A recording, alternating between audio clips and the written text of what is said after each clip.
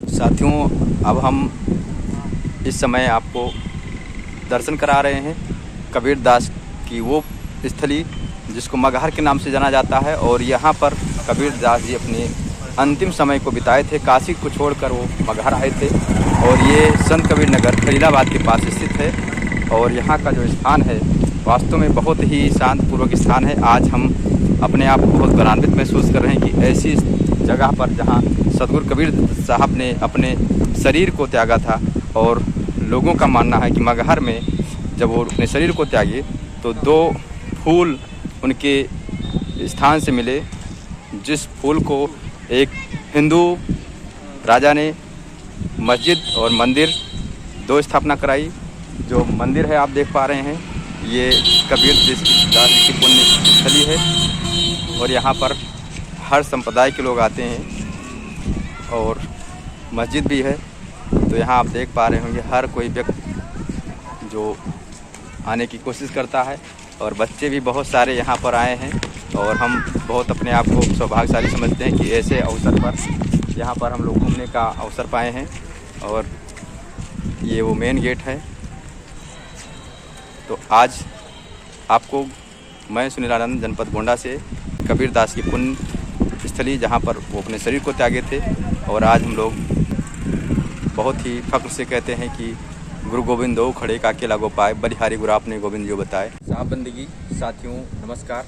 मैं इस समय मौजूद हूँ कबीर जी की जो समाधि बनी हुई है, जहाँ पर मगहर के नाम से जाना जाता है, इनकी पुण्य स्थली। और यहाँ पर आज हम लोग को आने का सौभाग्य प्राप्त हुआ। मैं सुनील आनंद जनपद गोंडा से आपके बीच उत्तर प्रदेश की इस पावन धरती जो खलीलाबाद संत कबीर नगर में स्थित है, ये वही स्थान है जहाँ पर सतगुरु कबीर साहब का निर्माण हुआ था। और आज हम लोग को यहाँ पर देखने का सौभाग्य प्राप्त हुआ है। तो आइए चलते हैं, हम लोग देखें कि यहाँ पर क्या खास बात। वीडियो बना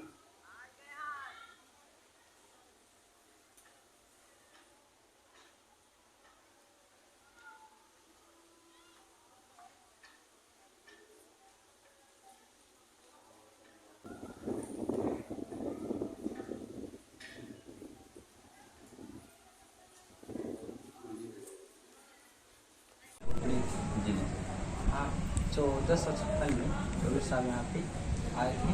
और इस पहले मगहर का नाम था मारघर दो कारणों से नाम रखा गया था। पहला एक मार्ग रास्ता और हर यहाँ के उधर डूबी लोग थे, अत्याचारी लोग थे, दुष्ट लोग जो दर्शनार्थी को लूट लेते थे रास्ते में, चोर टाइप। तो इसीलिए कहा जाता था कि मगहर में जो मरेगा गधा होगा और काशी में मरेगा मुक्ति पाएगा, स्वर्ग सीधा जाएगा। यहाँ के जो तो एक बहुत टाइम पहले एक संत आए थे जिनका बहुत फकीर संत थे, जो चार चरवाए थे, गाय चरा रहे थे। तो उन्हें प्यास लगी थी तो अपना पानी का कमंडल दिया और पानी की मांग की। कुछ उस कमंडल में धूल मिट्टी दे दी। दलवी लोग थे, अत्याचारी लोग थे यहाँ के। तो संत बहुत क्रोधित हो गए, बहुत गुस्सा हो गया। कहीं कि जाओ तुम्हारी नगरी में सूखा सूखा ही रहेगा।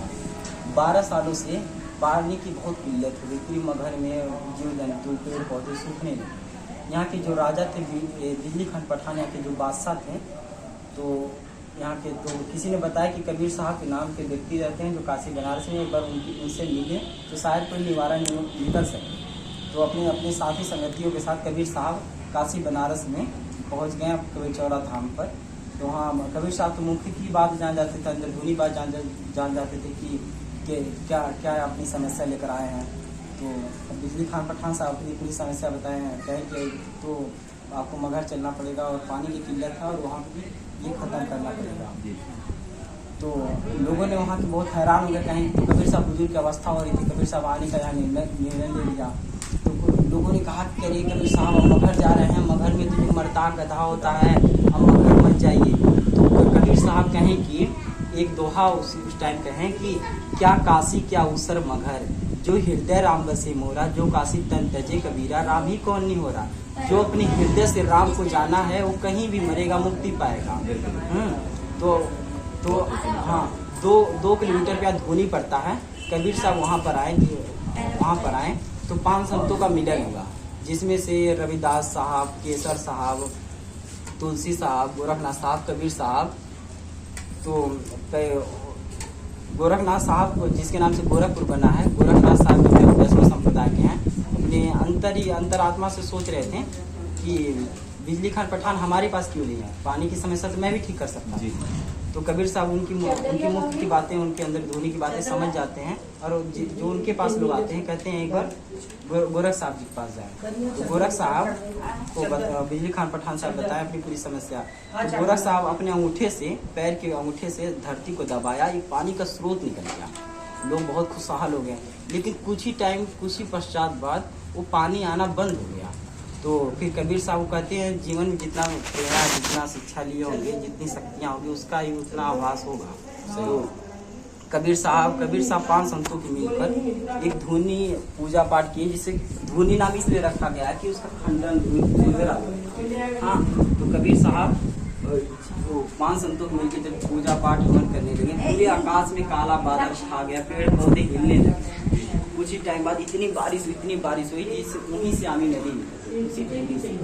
और जब कबीर साहब मगर धूनी से जब यहाँ पर आए मगर में, तो पानी की किल्लत खत्म हो गई। मगर में जब यहाँ पर आए, यहाँ पे एक इनकी झोपड़ी थी और यहाँ पर कबीर साहब संतों का सत्संग प्रवचन सारा यही चलता था। जब कुछ टाइम पश्चात बाद उनका जब शरीर का त्याग का टाइम आया, कबीर साहब अपनी बातों से कहें कि अब मेरा शरीर का त्याग का टाइम हो गया, तो अपने जितने लोग थे जो काशी नरेंद्र वीर सिंह देव बघेल, बनारस में खबर पहुंचा दी गई, सबको पहुंचा दी गई। ये सभी लोग आए कबीर साहब से।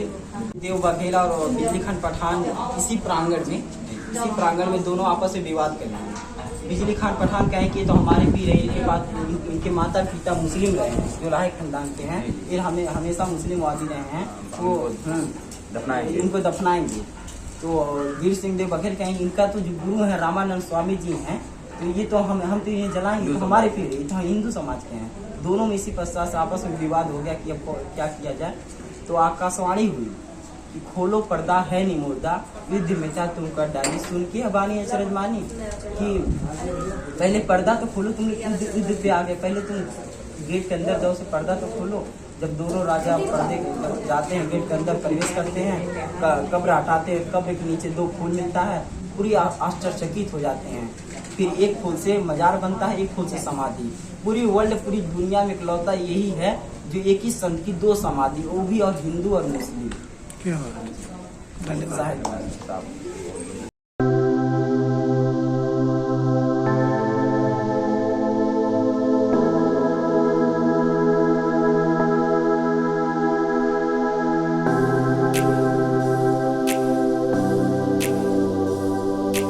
लिखे हुए दोहे चौपाई आपको मिल जाएंगे। और इधर का जो मनोरम दृश्य है, ये वास्तव में हर कोई चाहता है कि हम कबीर से प्रेरणा लें, सदगुरु कबीर साहब।